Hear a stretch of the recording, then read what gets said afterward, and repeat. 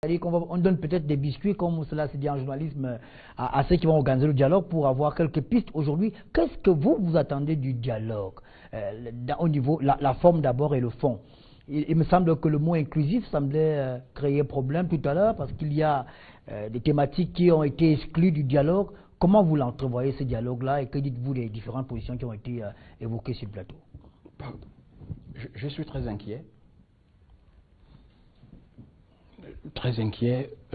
Nous sommes des universitaires ici sur le plateau. Et le professeur Eric Mathias Onangini. Mathias Eric Onangini. C'est important en dialogue. C'est important pour le dialogue, la place des prénoms. Alors, et l'ordre, tout à fait.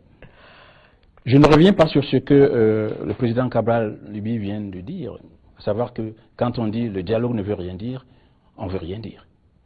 Mais je voudrais insister sur la confusion qui peut exister entre dialogue et conférence.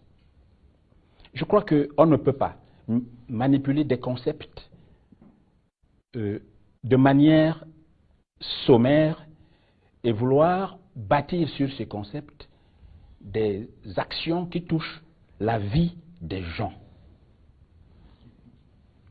Cette mise au point faite, je voudrais rappeler que dialogue suppose banalement qu'il y a deux personnes ou deux entités qui parlent l'une à l'autre. Cela signifie que le dialogue des deux peut dégénérer en duel ou peut évoluer en duo.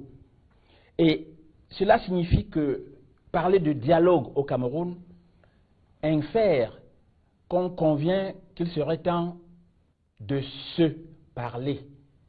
On verra tout à l'heure qui veut se parler, qui veut parler à qui. Mais cela implique que le moi reconnaisse le tu. Voyez-vous?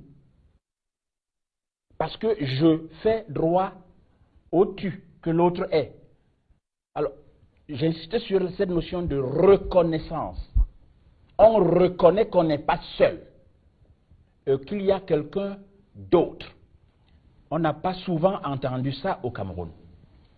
Je voudrais renvoyer à une analyse que nous a offerte le ministre Abouem Achoyi pour les fondamentaux du drame que nous subissons au Cameroun. Il a été gouverneur dans ces deux régions, à l'époque je crois que c'était des provinces, et il nous a livré une analyse dont on devrait profiter. Je voudrais dire en fait que c'est seulement lorsque je reconnais que je ne suis pas seul et que l'autre existe, que je commence à me dire il est différent de moi et que je fais attention à ces différences et que j'écoute. La capacité d'écoute a beaucoup manqué à la gouvernance au Cameroun. C'est seulement lorsque je suis capable d'écouter que je me rends compte que quand c'est différent, ce n'est pas nécessairement contre moi. Parce qu'à partir du moment où on le fait comme cela, c'est quand on tient compte des différences qu'il y a des chances d'évoluer vers des convergences. En dehors de cela, il est difficile de bavarder. Et il y a beaucoup de bavardage. Alors, l'opportunité qui est annoncée sous le terme dialogue est une opportunité inédite. Pendant des décennies, un chef d'État a parlé du Cameroun. Pendant des décennies, un chef d'État a parlé aux Camerounais. Pendant des décennies, un chef d'État a parlé des Camerounais. C'est la première fois qu'un chef d'État pense à parler avec les Camerounais. Cela implique quoi? Je voudrais me référer à une observation qu'il a faite, je crois que c'était en 1991 à Bafoussam, il parlait de dialogue. Vouloir dialoguer et définir soi-même les modalités du dialogue, c'est vouloir imposer sa volonté. Ce n'est pas moi qui l'ai dit, c'est le président Paul Biya qui l'a dit, c'était à Bafoussam, le 12 septembre 1991, presque jour pour jour. Vouloir dialoguer. Je vous donnerai la référence. Et aujourd'hui, on parlait de sentiments. Quand docteur Eyon parle de ce qu'il vit, on dit c'est un sentiment.